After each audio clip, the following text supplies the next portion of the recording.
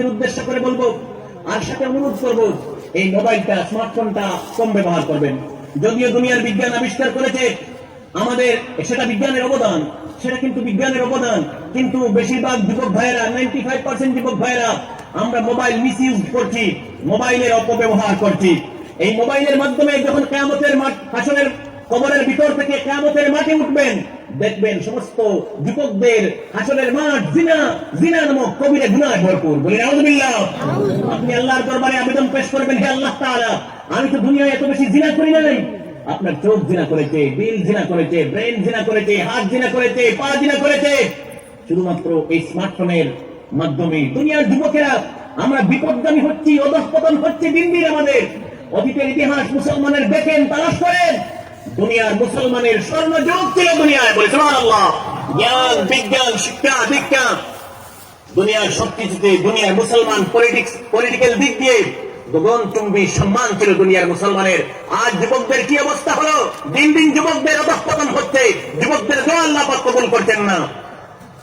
মুহূর্তে মুহূর্তে, প্রতিটি সেকেন্ডে সেকেন্ডে, এমনকি আমি অনেক সময় দেখি ফেসবুক, ইউটিউবে, আমি বেশি চালাই না, ফেসবুকে মাঝে মধ্যে যদি আসি দেখি ভালো ভালো বিজ্ঞ ওলামায়ে কেরাম সেলফি দিয়ে এই ফেসবুকে ফটো আপলোড করতেছেন, যেটা টোটালি হারাম, গুনাহে কবিরা, টোটালি হারাম, গুনাহে কবিরা। এই সমস্ত ওলামায়ে কেরামদের আলোচনা, বয়ান, ওয়াজ শোনা জায়েজ নয়, হারাম, টোটালি হারাম। লাআনাল্লাহুল মুসাউবিরিন। লম্বা হাদিস, অনেক হাদিস নবীজি ফটো সম্পর্কে নবীজি অনেক হাদিস বলেছেন। যুবক ভাইরা সতর্ক হয়ে যান, সো কেয়ারফুল, সামনেই আপনার বিপদ, সামনেই বিপদ, সতর্ক হয়ে যান। ঘন্টায় ঘন্টায় যেখানে সেখানে যাচ্ছেন আর সেলফি তুলে ফেসবুক, ইউটিউব, হোয়াটসঅ্যাপে আপনি আপলোড করছেন, কি মনে করে? মনে রাখবেন, ফটো তোলা শুধুমাত্র প্রয়োজনে দুনিয়ার ওলামায়ে কেরাম জায়েজ বলে ঘোষণা দিয়েছেন। বলে সুবহানাল্লাহ। আমি সংক্ষেপে বলে দেব কোন কোন ক্ষেত্রে ফটো তুলতে পারবেন।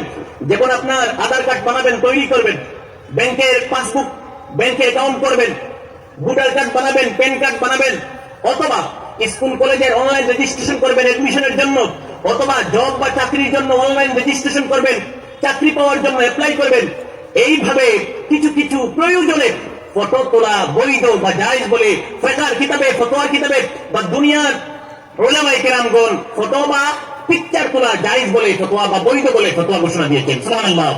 যখন তখন যেন মনে হয় অহরহ কন্টিনিউ আমি সেলফি তুলছি আর আপলোড করছি, মৌজ মস্তি ফুর্তি পিকনিক ইত্যাদির নামে যেখানে যাচ্ছেন ফটো তুলছেন, কি মনে করছেন?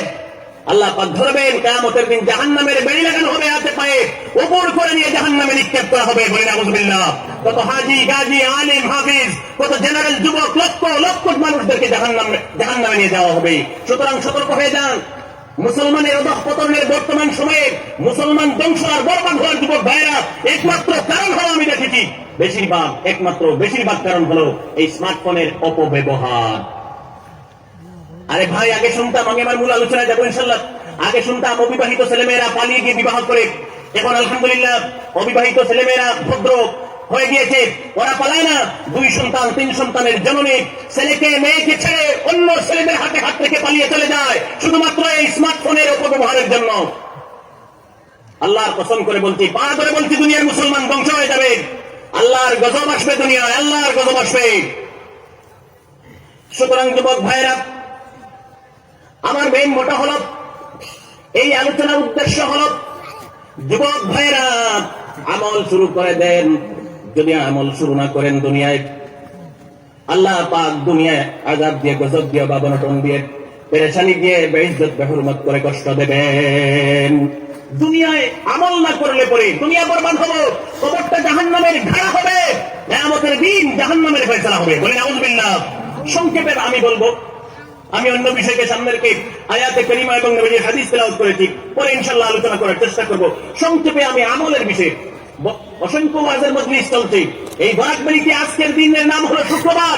আজকের দিন যদি তালাশ করেন অন্তত 50টি মজলিস পাবেন, ওইভাবে ওয়াজের মজলিস চলছে, কিন্তু 50টি যুবক আমল করে না। পা ধরে অনুরোধ করবো, দুনিয়ার যুবক ভাইরা আমল শুরু করে দেন, না হলে ওয়াজে কোনো কাজ দেবে না। মনে রাখবেন, আপনি লক্ষ কোটি টাকার মালিক হতে পারেন, কিয়ামতের দিন আল্লাহর কসম টাকার উপর নির্ভর করে জান্নাত জাহান্নামের ফয়সালা হবে না। কিয়ামতের দিন ফয়সালা হবে যার যার আমলের উপর নির্ভর করে। সুবহানাল্লাহ। কিয়ামতের দিন আপনি কত বড় পলিটিশিয়ান, রাজনীতিবিদ, তার উপর নির্ভর করে ফয়সালা করা হবে না। কত বড় জ্ঞানী, বিদ্বান, শিক্ষিত, লয়ার, ইঞ্জিনিয়ার, ডক্টর, তার উপর ফয়সালা নির্ভর করে হবে না, আমলের উপর নির্ভর করে ফয়সালা হবে। সুবহানাল্লাহ। আমি দুনিয়ায় মিলিয়ন বিলিয়ন ডলারের, ট্রিলিয়ন ডলারের মালিক হতে পারি। এই পৃথিবীতে সবচেয়ে ধনী ব্যক্তির নাম হলো এলেন মাস্ক, স্টারলিং স্পেসের মালিক। এই সেও যদি মুসলমান হয়ে যায়, সে মুসলমান মানুষ না, আমি বলছি সেও যদি মুসলমান হয়ে যায়, আর আমল যদি ভালো না থাকে, ফয়সালা হবে জাহান্নাম। সুতরাং আমার যুবক ভাইয়েরা, আমল শুরু করে দেন। আমল শুরু করলে পরে আল্লাহ পাক বলতেন, দুনিয়ায় যারা আমল করবেন, যুবক ভাইদের মধ্যে আল্লাহ পাক বলেছেন, দুনিয়ায় আমলের বরকতে 2টি পুরস্কার দেবেন। অসংখ্য পুরস্কার আল্লাহ পাক দেবেন। এর মধ্যে বড় বড় স্পেশাল আল্লাহ পাক 2টি পুরস্কার দেবেন। বলে সুবহানাল্লাহ। জোরে একবার বলি সুবহানাল্লাহ। আমলের বরকতে স্পেশাল সূরা কুরাইশের মধ্যে আল্লাহ পাক বলতেন 1 নম্বর পুরস্কার আল্লাহ পাক দেবেন, যদি আমল করতে পারেন, নেক আমলের বরকতে আল্লাহ পাক এই দুনিয়ায় যাবতীয় অভাব অনটন, আপনার কপাল থেকে গরিবী, দুঃখ কষ্ট সবকিছু ক্লিক করে মুছে ফেলে দেবেন। আপনার ঘর থেকে হাজারো কিলোমিটার দূরে আল্লাহ পাক গরিবী দূর করে দেবেন, শুধুমাত্র নেক আমলের বরকতে। সুবহানাল্লাহ। যদি আমলটা ভালো থাকে না, মুসলমান জীবনে ভিজা লুঙ্গি শুকাবে না, আপনার দুর্দিন দুর্দশার সময় এসে যাবে। সুতরাং যুবক ভাইরা, দুনিয়ায় যদি ভালো থাকতে চান, সম্মানের সহিত, আপনি যদি দুনিয়ায় পেরেশানি মুক্ত জীবন পেতে চান, আপনি যদি দুনিয়ায় ধনী মানুষ হতে চান, আমল শুরু করে দেন। কি আমল করবেন আমি পরে বলবো ইনশাআল্লাহ, এক কথায় বলে দেব। 2 নম্বর আল্লাহ পাক বলতেন, আমল যদি ভালো করেন, আমল ভালো হলে পরে আল্লাহ পাক দুনিয়ায় আপনার বিপদের সময়, মুসিবতের সময় আল্লাহ পাক তার কুদরত দিয়ে মুসলমানদেরকে রক্ষা করে দেবেন। সুবহানাল্লাহ। আপনারা নিজে হয়তো দেখেছেন, এই তুরস্কের মধ্যে, সিরিয়ার মধ্যে এই যে প্রচন্ড ভূমিকম্প হয়েছে, হাজারো হাজারো বিল্ডিং, বালাখানা তাসের ঘরের মতো মুহূর্তের মধ্যে ধ্বংস আর বরবাদ হয়ে গিয়েছে। বলি নাউযুবিল্লাহ। কিন্তু আল্লাহ পাকের এর মধ্যে তার একটি পবিত্র ঘর, মসজিদ রক্ষা করেছেন। সুবহানাল্লাহ। আল্লাহ সব পারেন, আল্লাহ সব পারেন। আপনাকেও রক্ষা করবেন বিপদের সময়, মুসিবতের সময়। দুনিয়ার কেউ মারতে পারবে না মুসলমানদেরকে, না পারমাণবিক বোমা দিয়ে, না স্ট্যান্ড গান, মেশিন গান দিয়ে, না কোন ধরনের জুলুম অন্যায় অত্যাচার করে। আল্লাহ দুনিয়ার মুসলমানদেরকে হেফাজত করবেন আমাদের যদি আমল ভালো হয়ে যায়। সুবহানাল্লাহ। আমল ভালো করতে হবে। যুবক ভাইয়েরা, আমলের মাঠে নেমে যান, ধীরে ধীরে আমল শুরু করে দেন। গোটা দুনিয়া, গোটা সৃষ্টি জগৎ আল্লাহ পাকের জিকির করে। দুনিয়ার মানুষ শুধু আমরা গাফিল, দুনিয়ার মানুষ আল্লাহ থেকে দূরে। মনে রাখবেন যুবক ভাইয়েরা, কি আমল করবেন? শুধুমাত্র একটি আমল বলবো, আর কোন আমল